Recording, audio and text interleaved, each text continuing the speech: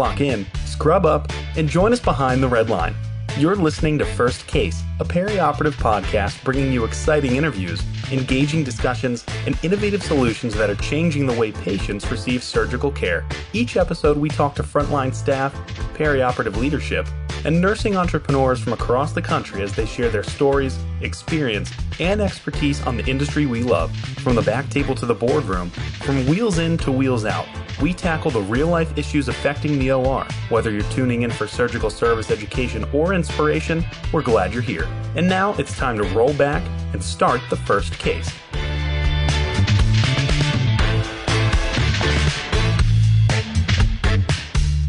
Welcome to First Case. We are currently in between season 13 and season 14 on the podcast, but you are in luck because for the next 5 episodes, we are going to be giving you the audio interviews from Perioperative Nurses Week.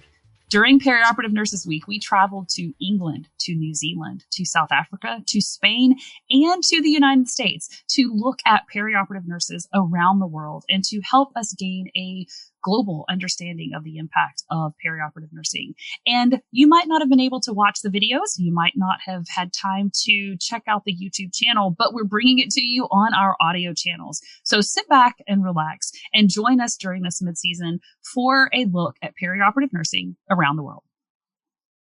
Happy Perioperative Nurses Week. Thank you so much for tuning in to this spotlight series where we are taking a look at perioperative nurses from across the globe so that we can celebrate the role of the perioperative nurse no matter where in the world they may work, but also so that we can get a glimpse of what it's like to be an OR nurse somewhere else.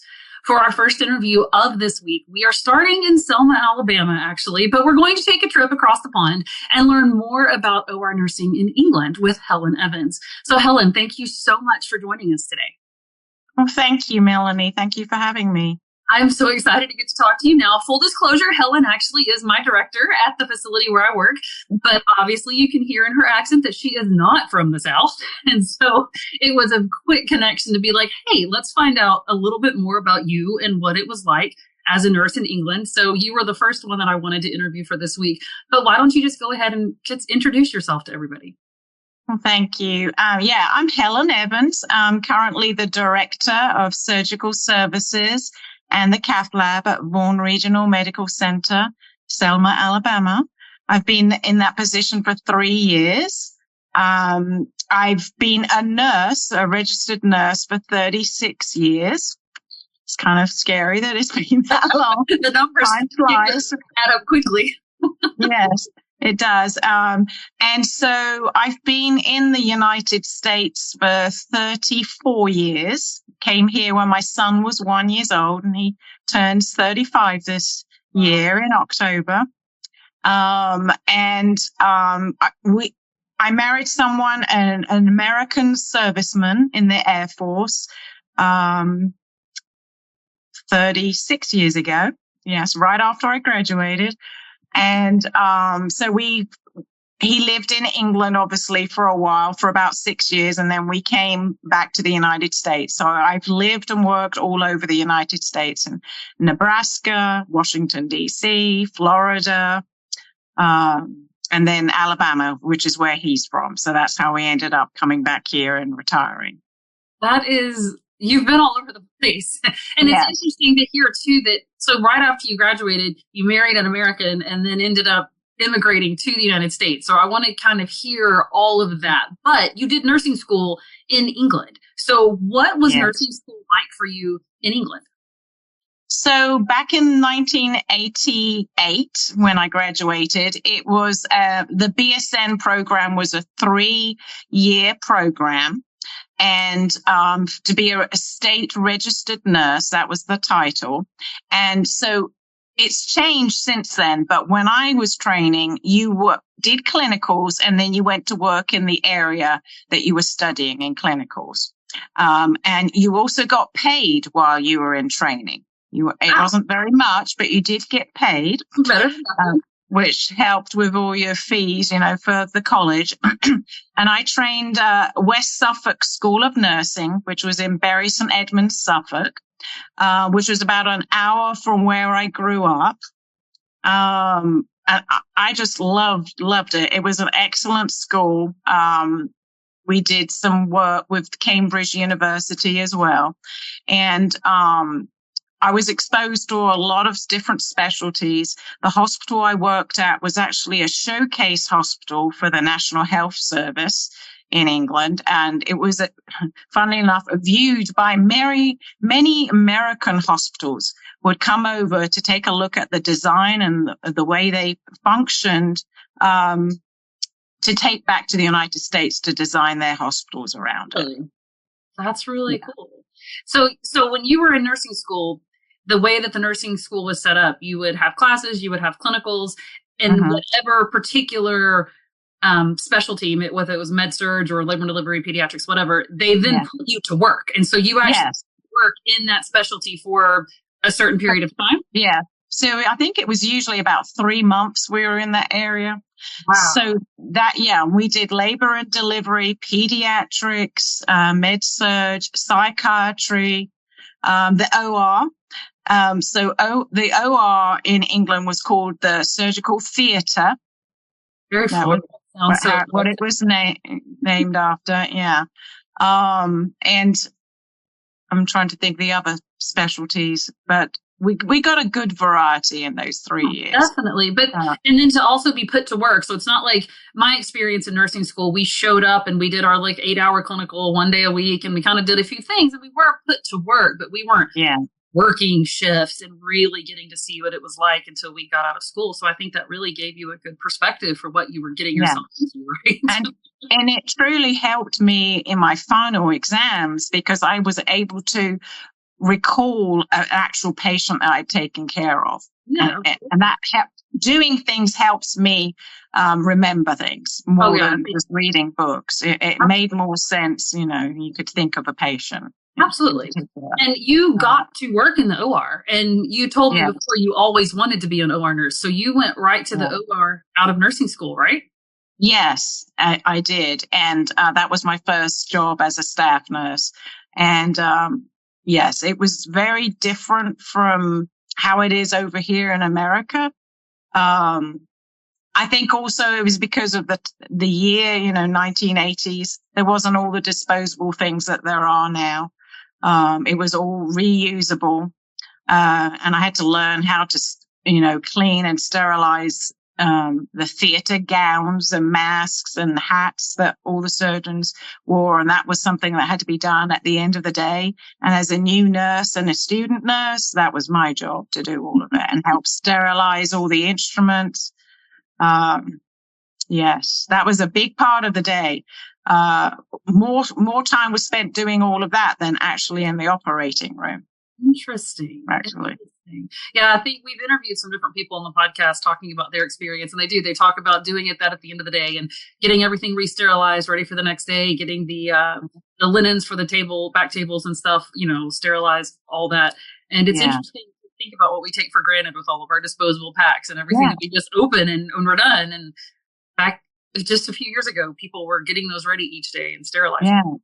Yeah. And not having the vast variety of instruments. So it really slowed the day down because there would be a pause between each case where we got instruments ready. Oh, that's interesting. Yeah, you didn't have the gigantic storage room that just had row after row of trays. No. And there was, of course, no EMRs. It was all paper charting with carbon copies on it, to make enough copies for all the different departments. Well, I might be dating myself a little bit too, but when I started in the OR that I started at was also still on paper charting, and ours was a triplicate, and you would pull it apart and do yours, file it where you had to. So I can still at least commiserate with you on the paper charting and the triplicates, because that was certainly something that I had to do too. But I'm curious, you didn't stay in England, you immigrated to the U.S. and then began to work as a nurse in the U.S. So what was that like? How did you go from being a nurse in England to a nurse in the United States? Yeah, so it was quite lengthy. I had to take, or it was recommended I took the CGFNS, which is Commission of Graduate Foreign Nursing Schools. And it was a multiple day exam. I got tested on my English language because it was for all foreign nursing students, not just English. That was one day. I had to travel for over an hour to London to take it because there was only set exam places. And then another exam was testing you on your nursing knowledge. But it was quite basic. My memory of it wasn't comprehensive nursing. It was quite, basic things. It was very expensive. We were newly married. We didn't have a lot of money. I remember it being several £100. And then also for my immigration, I was fortunate that I was already married to an American, and for over a year, we'd been married. So it was easier process to get a resident green card to come over here. And it also helped that I had a profession of nursing that could be utilized in America. That helped speed my green card process because I had a skill set to offer them. That definitely helped. But that was an expensive process too. I remember over $800.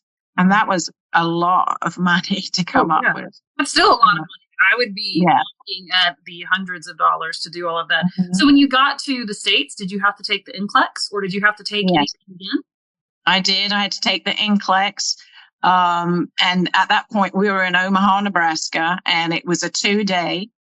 So I had to, and it was a long way from where we lived. So I had to stay in a hotel. Yeah. And I can remember studying in the hotel between the 2 days and just figuring, I don't know why I'm studying. It's too late, but at that point I had graduated in England and been in America for about a year before I went back to nursing because I'd had my son at that point. So I took about a year off. So I had graduated from England for, I think it was 3 or 4 years. So I can remember going to the library every weekend for months studying the NCLEX and taking the practice tests and getting, back into that frame of mind of nursing again for every weekend, every opportunity I had, to go. I'd go to the library to get away from the house and my small child so I could concentrate. And, it was a lot. The biggest thing for me was all the medications were named differently. Oh, so I had to relearn everything. And the dosages were all different. And that was the biggest thing for me, was learning the medications and dosages. Wow. Well, that actually transitioned me to the next question, really, that I was going to ask, because you had worked in the OR in England. And then when you had gotten your NCLEX and you began to work in the States, you walk into an OR.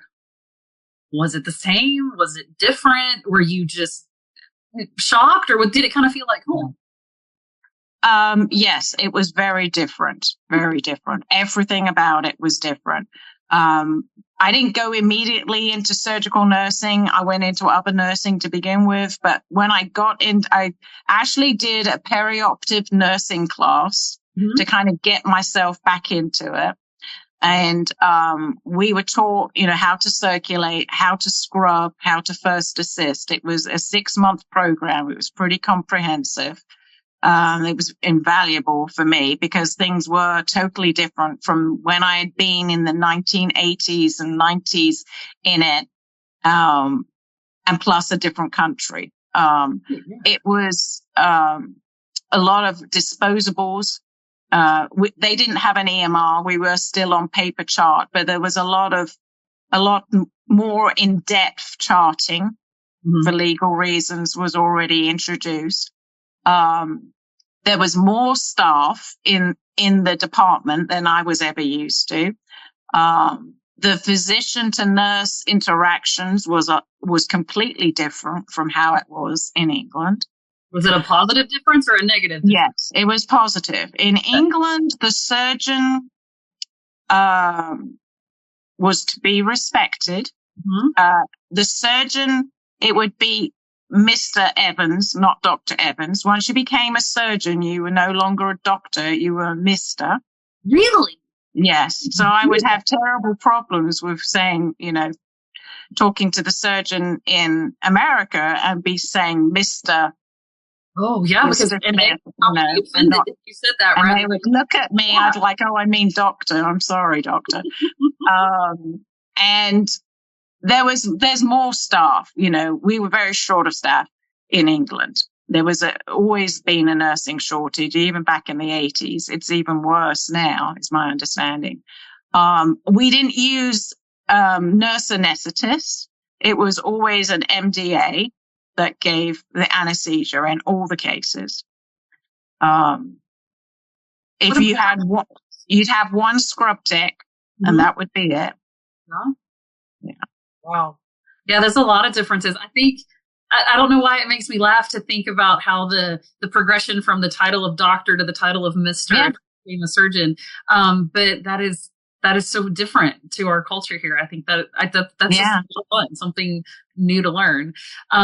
So what about, I know that you speak English and spoke English in England, but there are some words we say differently, and there are some differences between the States and in England.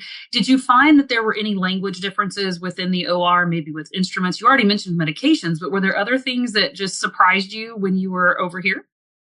Yes, there were a lot of name differences, and that with the instrumentation, and that was one of the reasons I took a perioperative class, because I was concerned about that. I'd already found all the medications were different, so that's when it became apparent that there was going to be, even though I spoke the same language, there was going to be some big differences, and I wanted to be prepared for that. And I just remember there was, going through that perioperative class, there was so many different trays, that was a lot to get to grips with. There was more generalized trays that were utilized in all the different surgeries. I mean, there'd also been with that length of time, changes in how we did surgeries. More complex surgeries were being able to be done on a more regular basis, even in small hospitals, than that they weren't being done back then. There was no laparoscopic surgery in the 80s. Right. Everybody was opened up. You needed your gallbladder out, your appendix out. We're going to open you up and take it out. So that was a big difference, learning how to use a, laparoscope. Yeah, definitely. So this has been fascinating, and I feel like we could just sit and talk and compare for hours, but we don't want to keep you any longer or turn this into a full day session. But I am curious, before we go, because we are celebrating Perioperative Nurses Week, do you have any advice or encouragement that you can share with other nurses who are watching today? Yeah, I think ask questions. Most surgeons, doctors love to educate. The amount of training they've gone through, they had to have enjoyed education. I think that's why they've gotten into it. So I encourage all nurses, show your interest to the surgeons, ask questions. It's really important for you to understand the whys we do things, because there's always an explanation for that, and choose a specialty that is the most interesting to you, and work on that. Study in your spare time on it so you can learn the anatomy is really important to understand. And ask to get right up there with the surgeon and watch what he's doing. Offer to hold a retractor or something, but get right up there. Absolutely. I would definitely encourage that. Yeah, definitely. Yeah. And then also remember that, because in the operating room, we've covered the patient up pretty much completely other than one area. Remember that's a person there. Remember that could be a family member, a neighbor, a loved one. And just remember that, when you're taking them to the operating room and afterwards, and then when they're in there, remember their families waiting outside for them and how scared they are. We're so used to the operating area. It's every day for us, but it's not for them. And it can be very scary, time for them. So offer them reassurance and, call out there and let them know what's going on, that, they're in good hands and everything's going to be okay. That's when I've been on the other side of things, when I've been waiting for my husband or my child to be operated on, that's meant a lot to me to have someone come out or call out to me on the phone and say, things are going well, we've just started, and it's all going okay. That peace of mind and that assurance goes along when you are the person who has the loved one that's on the table. And remembering the humanity of every single patient that we see, and not being afraid to just jump into the mix and learn and ask questions, all of those things. That is such great advice, and things that even experienced nurses can be reminded of, to say, yeah, that's right. I might not know this new procedure, but I'm going to jump in there and learn it and ask questions too. And those apply to that type of advice applies to all of us. So Helen, thank you so much for joining us today and sharing your experience with us. You're welcome. I've enjoyed it. Thank you for having me. This was so much fun. And that is going to do it for today's Spotlight. Tune in tomorrow as we go around the world and interview an OR nurse from New Zealand. Don't miss it. I'm your host, Melanie Perry, and on behalf of our whole team, thanks for tuning in to First Case.